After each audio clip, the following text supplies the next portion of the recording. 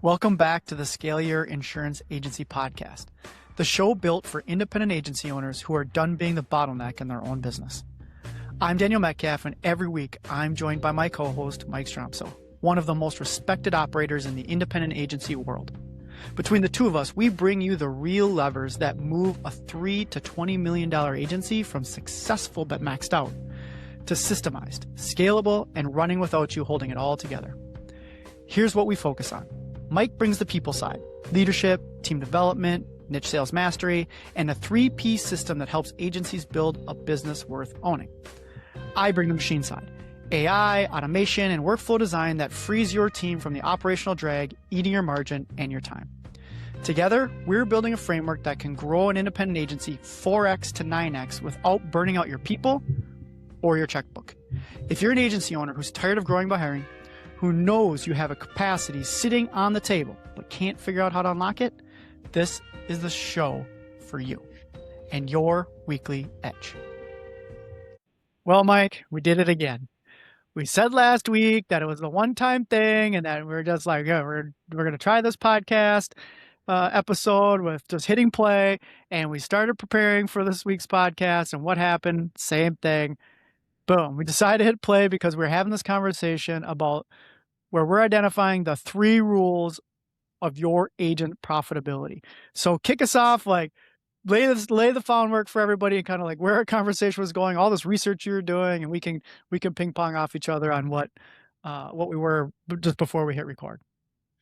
Yeah, Daniel, I'm loving these conversations, these impromptu conversations, and now we get to share the insider information or secrets of those conversations with everybody. But, we were talking about the 3 profit rules for your independent insurance agency that are driving everything. And, look, I'm an independent insurance agent by blood, by love, by passion, by 40 years of history and all of that. And it's once I figured this out, everything changed. And so that's what we were talking about. And we want to help people change and, shall we say, update and improve faster. Okay. And so I identified that I have a servant's heart. I just want to serve people to the highest level. But if you're thinking about the profit rules of an agency, you've got to limit where that servant's heart comes into play. And you got to start thinking about your agency as a business. And that's where Daniel and his team have come in so strong, because they have automated and put the numbers for the agency, the KPIs and everything else on automation and steroids, if you will. So you constantly know what your KPIs are at your fingertips. So great job, Daniel, and your team. But the profitability rules, when I learned about the Pareto Principle, the 80-20 rule developed by Vilfredo Pareto back in the 1890s, once I truly got my mind around that, it changed everything. And it is not uncommon that in agencies, I've got an example that I was toying with before we jumped on. It's absolutely incredible to me that I'm looking at an example of 1,000 clients, Daniel. Yep. Okay. The top 5% of those clients generate 50% of the agency revenue. Half. And then, so out of 1,000 clients, that's 50 clients, generate 50% of the agency revenue. And then 950 of the clients, or 95%, generate the other 50%. Now, that shifts from agency to agency, but it's the thought process of it all. And, when we're talking about the profit rules and those top clients, whether it be the top 5%, top 20%, or even top 30%, the profit rules say that regarding your existing clients, do not allow your profitable clients, those top clients, to subsidize unprofitable clients. And the only way that you can know how and when to do that is by identifying who they are. With regard to producers, do not allow profitable producers to subsidize unprofitable producers. And then it comes to teammates. Do not allow profitable teammates to subsidize unprofitable and unengaged teammates. So there's a lot of that stuff going on out there. And, based on the research that I've been doing, employee engagement continues to go down. I mean, the latest numbers that I've got are it's dropped to below 30%. Wow. So, Where do you think that's coming from? Well, from your research, like where, what are some of the factors that are playing into this? well, I think it's cultural. It's absolutely ownership and leadership. That's where it starts. Okay. But it's about agency design as well. So, it's understanding that structurally and operationally, we're not going to provide a level of service to every single client the same way, right? And it's called client segmentation or tiering in many agencies. Okay. And I've got agency story after agency story where once they identified the same thing that I learned, the Pareto Principle philosophy, the 80-20 rule, and they actually implemented that in their agency and identified that, wow, we've got all these bottom 20% of clients who are taking 80% of our time. So based on what's happened recently in the industry, Daniel, our partners running the AI and the automation and technology powered by AI, they're able to do a lot of the service work for that bottom 20%. So what does an agency need to be thinking about to position themselves to be able to do that? Thoughts? Well, they need to be able to identify what the steps are necessary to maintain that level of client, right? And how to make it profitable. If they want it to be a more profitable client, can we use AI and automation as a way to make that client more profitable? Right. And what does it take in order to make them serviced? And in many instances, and I think we can have a long conversation about this, as we said before, which is the self-service model. Yeah. And it might possibly be true, and I found this in my own agency experience, sometimes those clients need to be with another agency, not yours, or fired. And it became reality. And I remember my teammate said, what took you so long? Life is better and our operating structure is better because they're no longer there. So don't forget about the 3 rules of profit. And that's why we're building and structuring an operating environment driven by that thought process. So it's about capacity as well. It's about freeing up the human capacity to be able to serve these top percentage of clients at the highest level. And that's directly related to retention. But we're back into the engagement side of it. So and you said it was from the ownership and leadership side. So if engagement's at its lowest peak ever, and it's based on the ownership and leadership, what do we need to start thinking about or adjusting ourselves to increase that engagement? Well, the increased lack of engagement was referred to at one point as the Great Detachment. Okay. Right? Remember that? I do. People became unengaged and it became societal, I guess, if Quiet you will. quitting portion again? Yeah, quiet quitting and that type of thing. And the human capital cost is enormous. But, really what it points to, the top 2 agency expenses, back to the profitability of the agency. The top 2 expenses in an agency's profit and loss statement are payroll and employee benefits. Right? So does low employee engagement indicate a high percentage of your payroll is being wasted on unengaged employees. How does the rest of the work get done? Exactly. And how are we positioning our agency operationally to do that work that needs to get done? And a lot of times, as we discuss often, it's the repetitive, predictable activities that are being done in an agency. And because they're unengaged, because many, many times they're not fulfilled by doing these repetitive over and over and over again activities. Mm-hmm. They want to be engaged doing the human work. So in my experience in working with agencies and listening to what's going on in agencies right now, that disengagement is because the agency is not being redesigned to allow humans to build depth of relationship, to build greater trust with the marketplace, to have those human conversations. Because agency leadership and ownership is saying, well, this is the way we've always done it. Mm. So this is the way we're going to keep on doing it. No.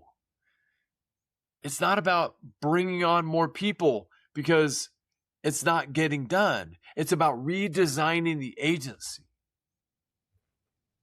to free up people, to do that repetitive, predictable activities that need to get done as part of the day-to-day operations in an agency. Right.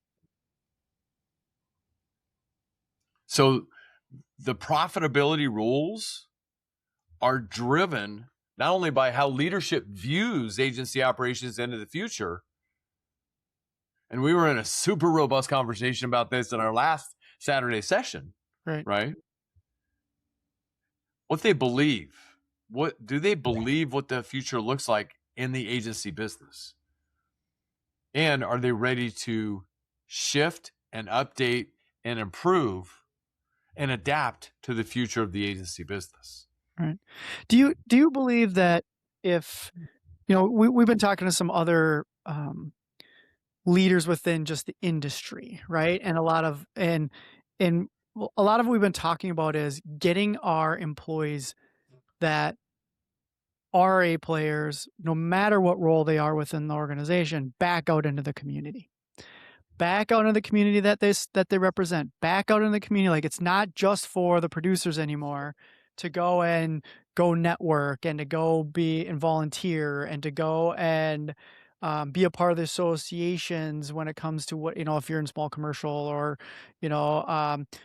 it's not just the role of the producer anymore. It's the role of the brand of that independent insurance agency to be more in the community, whether it's trying to find more COIs, whether it's, try to hire employees or bring on more team members, whatever it is, right? More of that team approach and doing that's the human work. So when people are asking, that's what we're saying is hey, get from behind the screen, get from behind the spreadsheet, get from behind the email box and get out into the community more. That's what's going to be the differentiation. And not just being in the producers, not just being in the owners, right? They need to do that too. But can we get our account managers doing that? What if, some of our interns, whatever that might look like, right? That how, getting them back out to the community. Do you believe that would help the engagement rate? 100%. 100%. I mean, most independent insurance agents are in this industry for a primary reason. And that's serving the customer, serving other people to its highest and best level. So with that being said, it's about building those relationships. And, based on my law of 100, I believe with all my heart that everybody knows 100 people that will either come to their wedding or come to their funeral. So it's about building those relationships. And those depth of relationships. It's critically important. Right. So if you gave them the opportunity throughout that week, right, of, hey, let's all, during your Monday morning meeting or whatever, your weekly or daily stand-up, whatever it is, and say, okay, what did we do this week?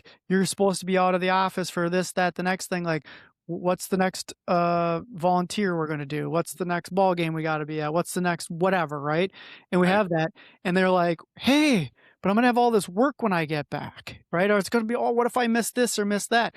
Wouldn't it be amazing if all their work was batched for them, so that when the time they were in the office, or right, whether in their home office, if that's the next closest place for them to be, all their work was batched from a decision-making standpoint, an analytical standpoint, seeing if everything that was being done by machines before I left and when I returned was still working. Like, think of a different way of work even for each of those individuals, and say, we're going to measure how often people are in that community, how many, and have different metrics around how that profitability of both the producer, the customer, and the teammate, right? That having that different mindset. And that's what that you and I were talking about, of like, that's what's going to make you look different than, someone else down the street. 100%. And, giving people that opportunity, and that's all driven. What's coming to my mind as I'm listening to you, Daniel, is the dashboard. Mm-hmm. I mean, you create a custom dashboard by agency that shows the KPIs that are necessary for them to 4x to 9x their business. Yep. Right. And so when they're aware on a consistent basis through the weekly review and beyond that, to know where they're at, they can see what are driving their numbers, the data, right? Yeah, Whether it be right. from a production standpoint, from a retention standpoint, and if they segment their clients. And, we teach people, how much consistent touch there is and what kind of touch that is by the segments or tiers within a business, and the service standards and the claim service and everything else, so that you automatically know the right next steps to do that. So I love the fact that you're talking about the workload, which it's always in the back of people's mind, right? They're like, oh yeah, I'd love to go out and serve at the Boys and Girls Club or another local charity, and that's fantastic. But when I come back, I know that all this is going to be there. Unpack that batch for us just a little bit more. When you're talking about batching things up, what does that look like, Daniel? Well, you think about, hey, if there's service tickets that come in while you're gone, right? And Right. those service tickets start to pile up, and you have to analyze every single one of them. You've got to go to like 9 different full file folders to find everything, and 3 different systems, and the phone's still ringing, and you still have a pile up from the day before. What do you prioritize? That is not a batching system, right? That is the firefighting system you talked about.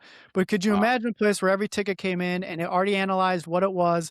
These are the ones that need a licensed producer to make a decision. These are the ones that need a non-licensed producers, that just need, that a robot doesn't have access to, that someone has to go and gather all the data and get something out to them.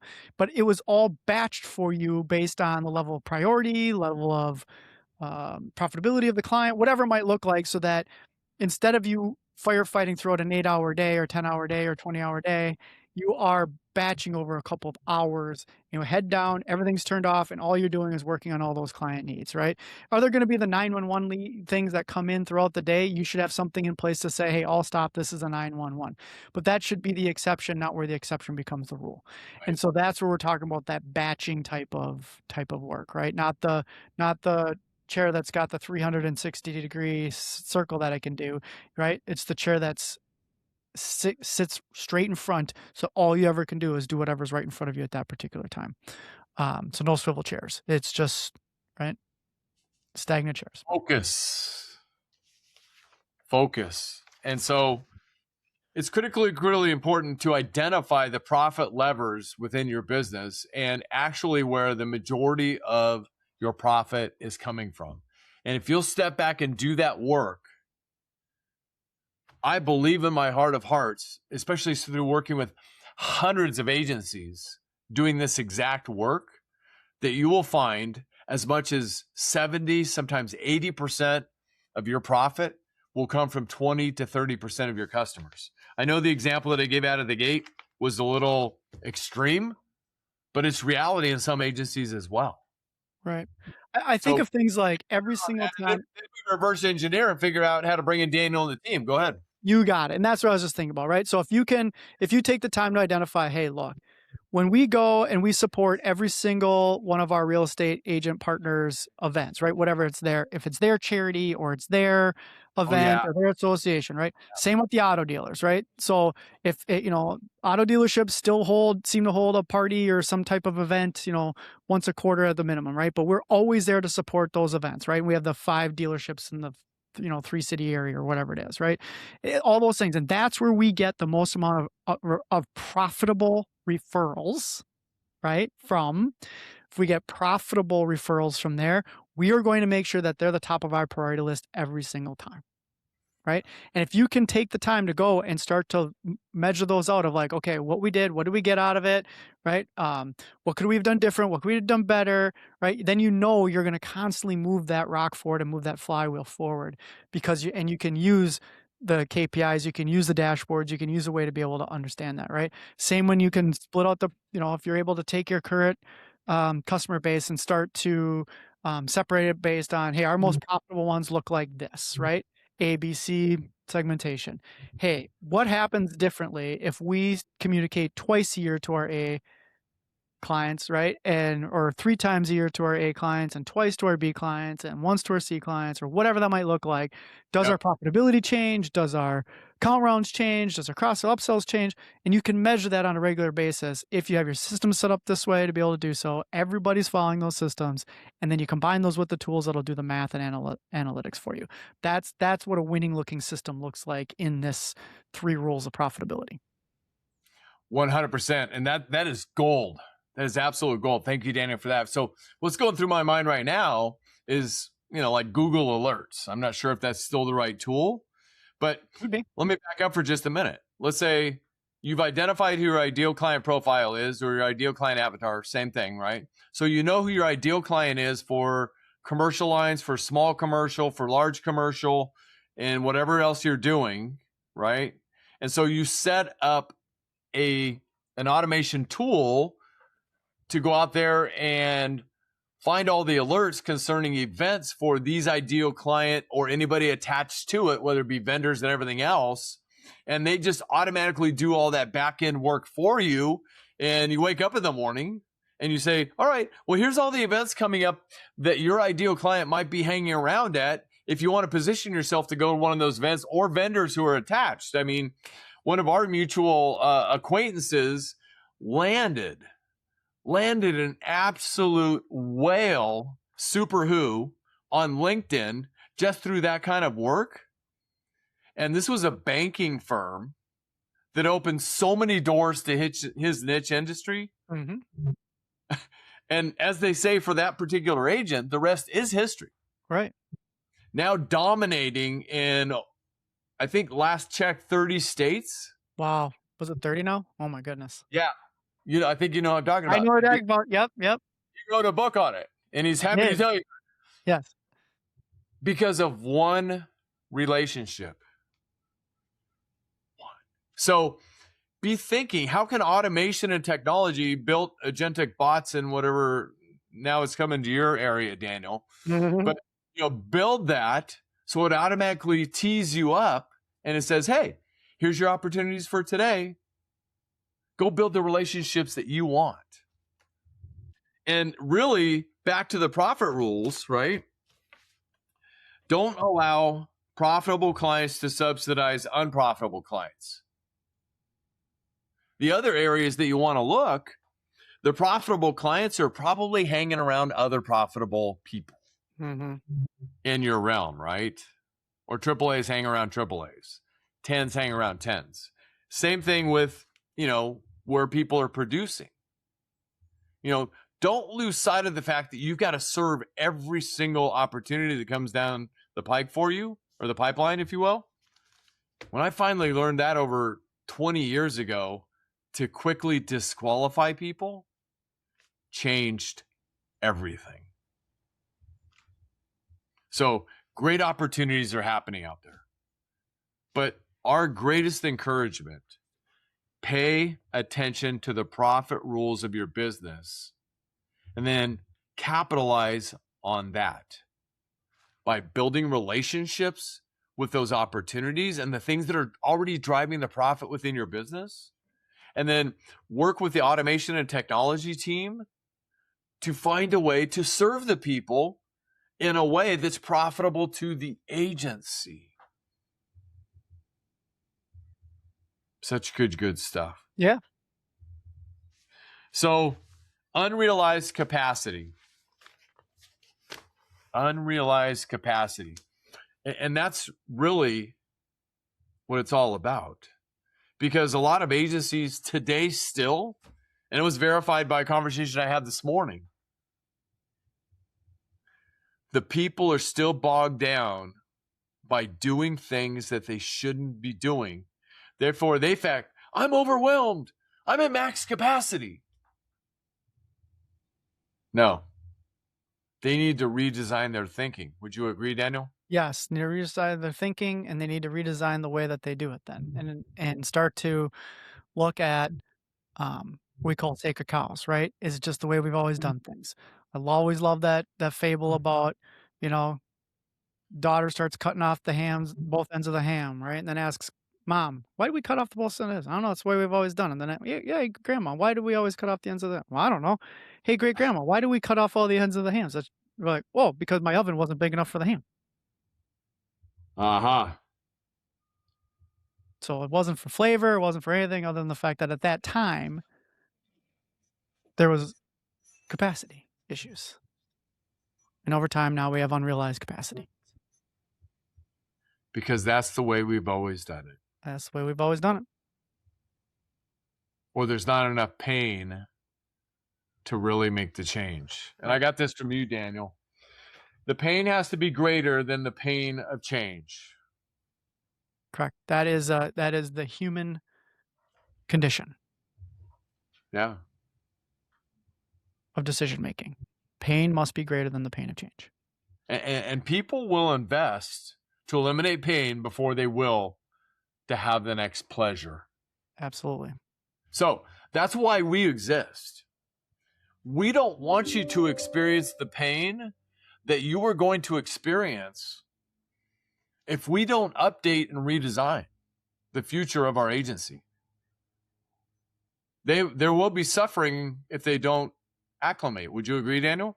I'd agree. And it's getting tighter and tighter every day in many, many ways of the longer they wait, the greater the pain's going to be. The longer they wait, the greater the pain is going to be. And we don't want that for any of you. So each day that goes by, it's the compound effect and it's mounting. And we don't want that for any of you. No. So it's time.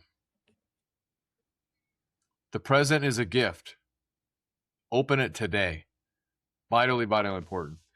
Daniel, this has been a great conversation about the profit rules, and albeit there's a lot of things involved in the profit rules. Yes. But it's really all about spend some time, invest some time with your KPIs. Numbers don't lie.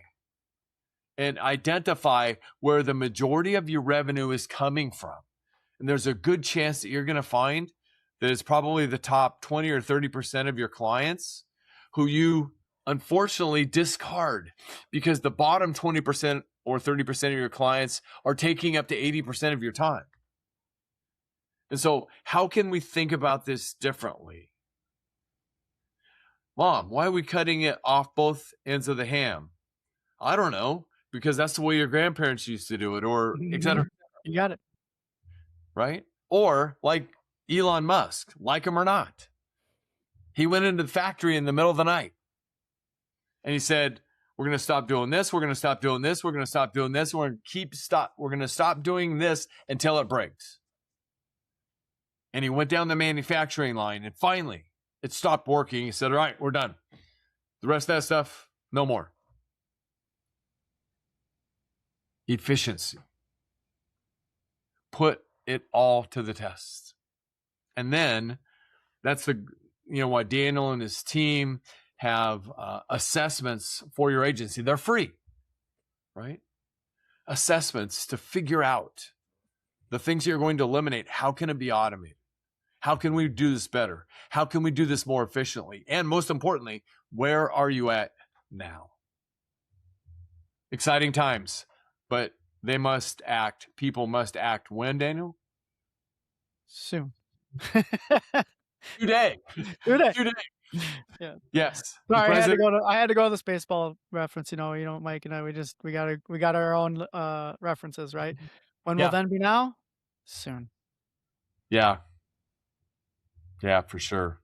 Great stuff, Daniel. Well, thank you very much. Anything else to add before we wrap this up? Not on my end. Ladies and gentlemen, whether it's a free assessment and technology automation and AI assessment, if you're interested in something like that, or you want to jump on an Onyx scaling session to learn about making your agency more profitable, to understand the profit rules of your agency, to understand where there might be gaps, to prepare your agency for the future so you don't experience the pain. And that's what we want for you. We want you to flourish, to thrive, to grow, to scale. That's why we exist, and that's why we are here to help you with all of that. There's a link around the show notes. Please click on that link. We'll jump on a session and learn how to help you. Daniel Metcalf, great job, sir. Yeah, you too, Mike. It's an honor to be here, as always. All right. Everybody, we'll see you on the next episode of the Scale Your Insurance Agency podcast.